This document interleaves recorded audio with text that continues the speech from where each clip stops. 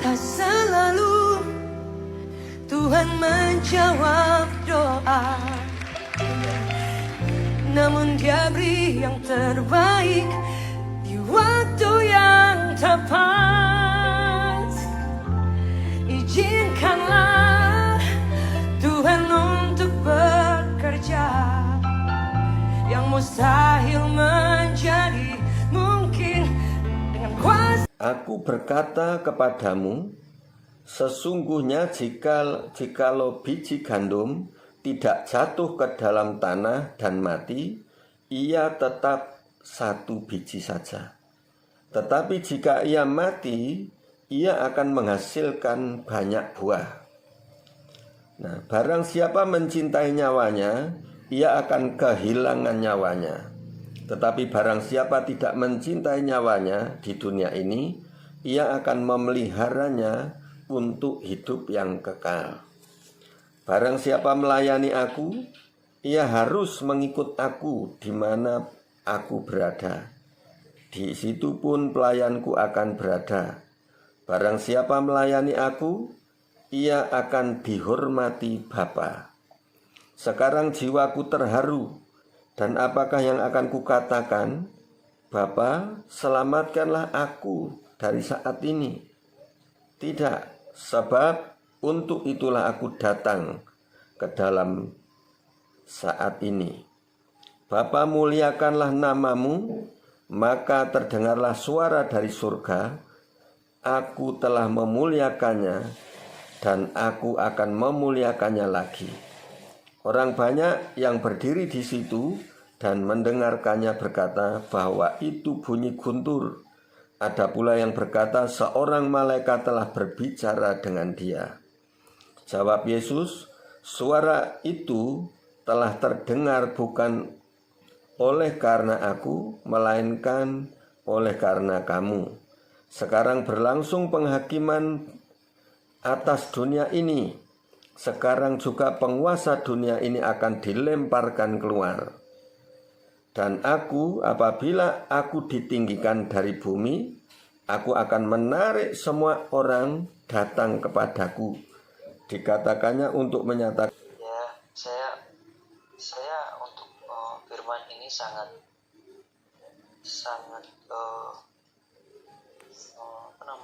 sampai ke hati, bahkan pelayanan dia. Untuk itu ayat yang ke-25. Ke-25, oke. Karena untuk ini saya sudah Tuhan teguhkan melalui Bapak di sini. Itu kan dikatakan barang siapa mencintai nyawanya, ia akan kehilangan nyawanya. Tetapi barang siapa tidak mencintai nyawanya di dunia ini, ia akan memelihara nyawanya untuk hidup yang kekal. Ya. Terus apa yang kamu tangkap dari ini? Saya tangkap dari ini tuh tentang kejadian saya, tentang Tuhan, untuk hal-hal yang setelah lama. Bahkan saya tanya sama Tuhan kejadian saya, bahkan itu terjadi, bahkan saya alami. Baru panggil saya bahkan 2 kali, ya ini kemarin 2 kalinya. Dan itu saya Tuhan teguhkan ketika saya sudah tidak memperdulikan, saya hidup ini saya buat Tuhan semua. Saya memperoleh hidup yang bahkan dulu saya alami. Saya seperti apa, saya rasakan damai sejahtera berkurang. Tapi setelah saya kasih semua Tuhan ini hidup saya melayani Tuhan sebelumnya, di situ bahkan saya mendapat kehidupan yang lebih, yang selama ini saya nggak pernah pikirkan. Dan kejadian itu bahkan mungkin selama saya mencintai, saya kan masih muda ya, pengen untuk berkarir segala macam saya capai, tetapi Tuhan bahkan tidak menghendaki itu di dalam perjalanan saya. Pertama kali saya dipanggil Tuhan, saya jatuh kecelakaan. Terus ketika saya mau masuk takmil, Tuhan mau saya melayani, mungkin untuk bukan daripada Tuhan, harus sama melayani Tuhan seperti itu. Dan saya tidak mau, saya ingin harus mencapai cita-cita saya. Dan mengulur waktu, semua yang telah saya kerjakan itu ngomong Tuhan gak izinkan dulu ya, jatuh baru sampai kedua kali pandemi kemarin. Nah, Tuhan panggil saya juga, jantung sama napas saya berhenti. Nah di sini, di ayat ini saya mendapatkan peneguhan dari Tuhan. Bahwasanya tidak boleh menyanyi, bahkan kan biasa, tetapi ketika saya berserah semua sama Tuhan, saya nggak pernah takut vaksin ya, vaksin kan ketakutan seperti apa, tetapi itu kembali lagi kalau iman kita lebih besar kan, selai dirabut pun kalau Tuhan nggak izinkan itu. Makanya saya sudah pro kepada Tuhan, saya mau belajar melayani kepada Tuhan, itu yang saya dapatkan, Pak. Terima kasih. Mungkin yang lain. Jadi bagus sekali kesaksian Joshua. Jadi dikatakan di sini dari ayat 24, sesungguhnya jikalau biji gandum tidak jatuh ke tanah dan mati, ia tetap satu biji saja. Tetapi jika ia mati, ia akan menghasilkan banyak buah. Nah, ini diartikan seperti ini. Jadi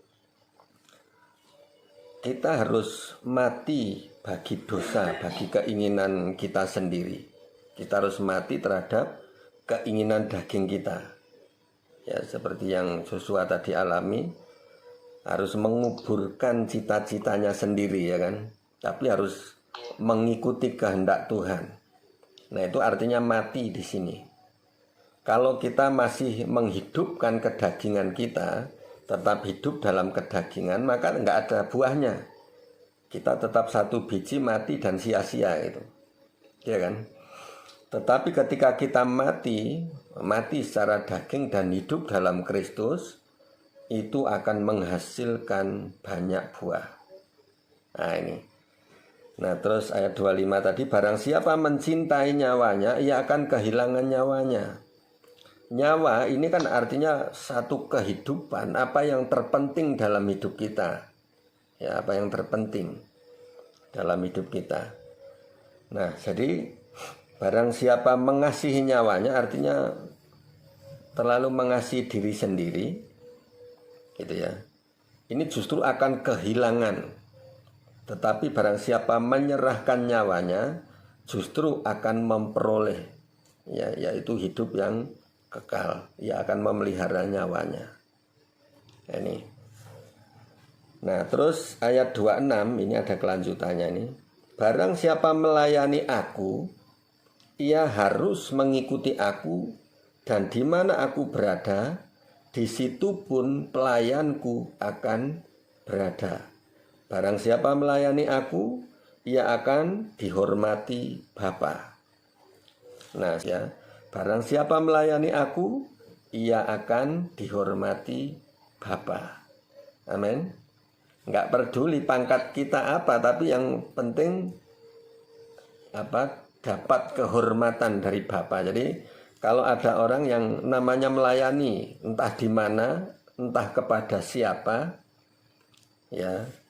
Nah, karena gini, untuk Joshua ini ya, penting ini. Orang yang mau terjun dalam pelayanan, kita enggak peduli kita dari apa, lulusan apa, enggak usah dipedulikan, karena kalau Tuhan sudah panggil, ya, itu nanti harus dimulai dari nol semua. Contohnya Petrus, ya kan, Petrus ini siapa?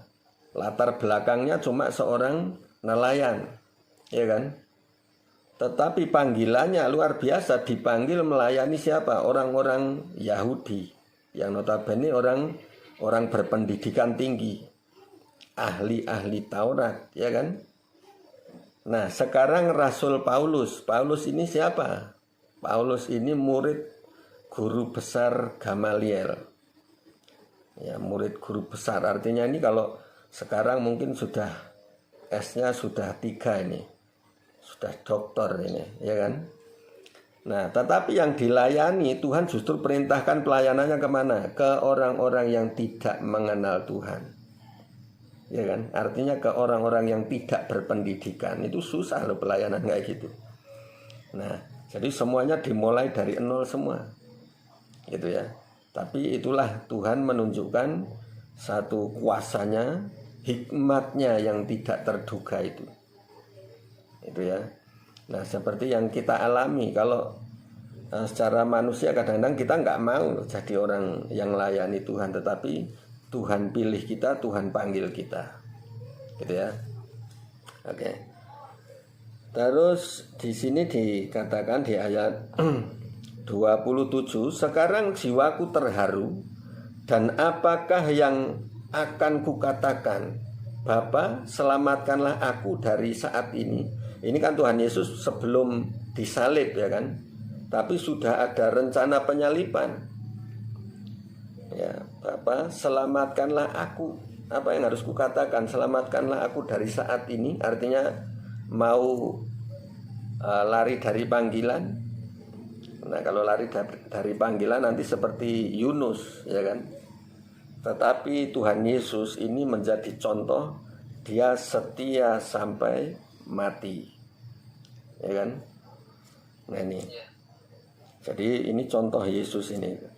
Kan dia berdoa itu di bukit dan sampai menitikkan darah itu. Bapa, sekiranya Tuhan kehendaki, biarlah cawan ini lalu daripadaku. Nah ini keinginan dagingnya ini. Tetapi akhir katanya dikatakan bahwa tetapi biarlah kehendakmu yang jadi. Tetap dia nurut kehendak Bapa. Itu ya. Nah ini yang kita contoh. Jadi apapun kehendak Tuhan pasti yang terbaik untuk kita. Ya seperti yang sudah kita nyanyikan tadi, ya kan. Nah ayat 28, Bapa, muliakanlah namamu, maka terdengarlah suara dari surga, aku telah memuliakannya dan aku akan memuliakannya lagi. Nah kalau orang dalam pelayanan ini kayak gini, Bapa, muliakanlah namamu, muliakanlah namamu. Nah kalau Bapa dimuliakan di dalam kita, ya, maka orang akan melihat Yesus ini di dalam kita. Itu seperti lagu zaman dulu, dikatakan hidupku bukannya aku lagi, tapi Yesus dalamku. Nah ini, jadi hidupku bukan aku lagi, tetapi Yesus yang di dalamku. Artinya yang nampak adalah Yesus, gitu ya. Nah, Bapa, muliakanlah namamu, maka terdengarlah dari surga, aku telah memuliakannya dan aku akan memuliakannya lagi. Makanya di setiap sekolah-sekolah Alkitab itu selalu ada pesan seperti ini. Untuk jadi hamba Tuhan, jangan pengen terkenal. Nah, maksudnya jangan punya motivasi untuk terkenal gitu, jangan sampai. Nah, kenapa? Biarlah Tuhan sendiri yang mempromosikan. Gitu ya. Biarlah Tuhan yang meninggikan. Nah, kalau sudah Bapa yang meninggikan, siapa yang dapat mencegahnya? Nah ini, walaupun dihalangi, dia akan tetap naik. Gitu ya. Nah terus ini yang penting-penting aja kita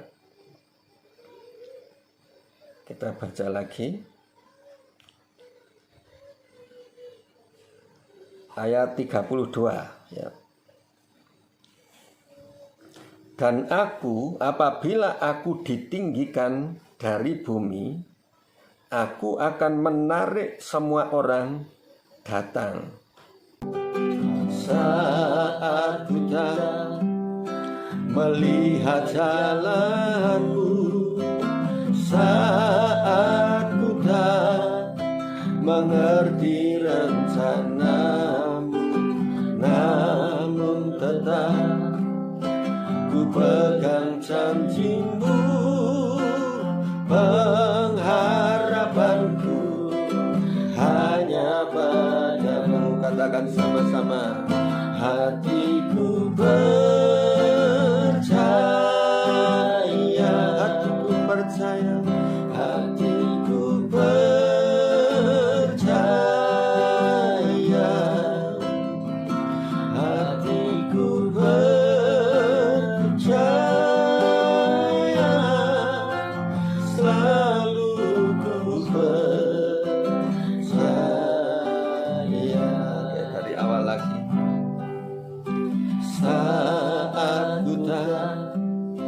melihat jalanmu saat ku tak mengerti rencanamu, namun tetap ku pegang janjimu. Pengharapanku hanya padamu. Hatiku percaya, hatiku percaya, hatiku percaya, hatiku percaya, hatiku percaya, selalu ku percaya, hatiku percaya, hatiku percaya. Amin, haleluya. Hatiku percaya, amin, haleluya. Hatiku percaya, selalu ku percaya. Hatiku percaya, amin. Hatiku percaya,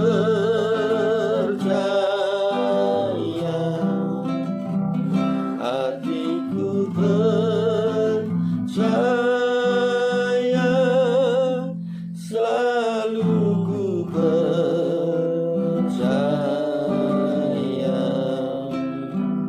Hatiku percaya, haleluya. Hatiku percaya, hatiku percaya,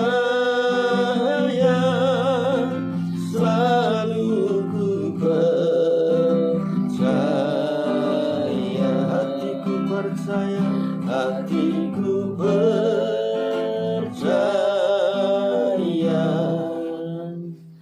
hatiku percaya, hatiku percaya, hatiku percaya, selalu ku percaya. Oke, coba pelan-pelan tapi lebih. Jadi yang, atau mungkin ini kayak serangan modelnya, mungkin bisa juga. Oke. Yang aneh itu dia punya sarungnya juga loh. Oh, sekalian sarungnya ya. Makanya tuh kalau serangan kan kayaknya Nancap langsung, nancap langsung. nancap atau apa.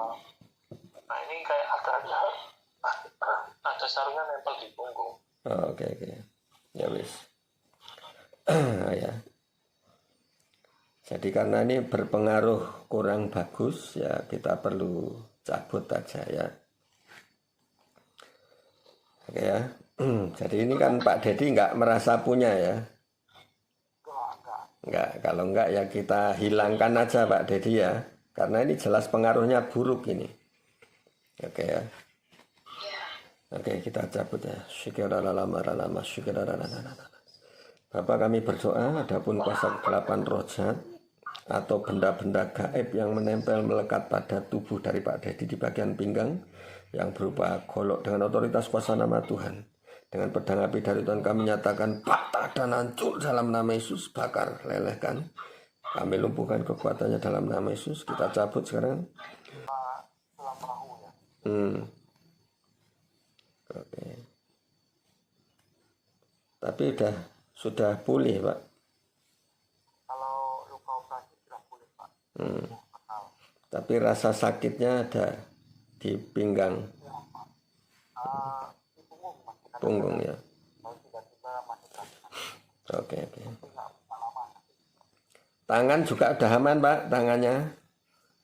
Tangan aman Pak. Sudah sekali sudah jarang merasakan. Oke, puji Tuhan. Pun masih keras-keras sakit aja. Nah, nggak seperti yang kemarin-kemarin ya. Itu kan. Kalau kemarin bilang sakit lumayan terasa, sekarang sakit cuma sedapat aja. Oke. Kuatnya dari itu berhasil. Puji Tuhan. Gimana Yop? Masih kelihatan sesuatu enggak di tubuhnya itu? Iya, itu di punggung itu Pak, kayak bekas luka dalam itu. Oh, tinggal bekas lukanya Pak. Oke ya. Kalau rohnya sudah nggak ada ya, sudah aman ya. Aman sih Pak. Aman. Aman. Oke.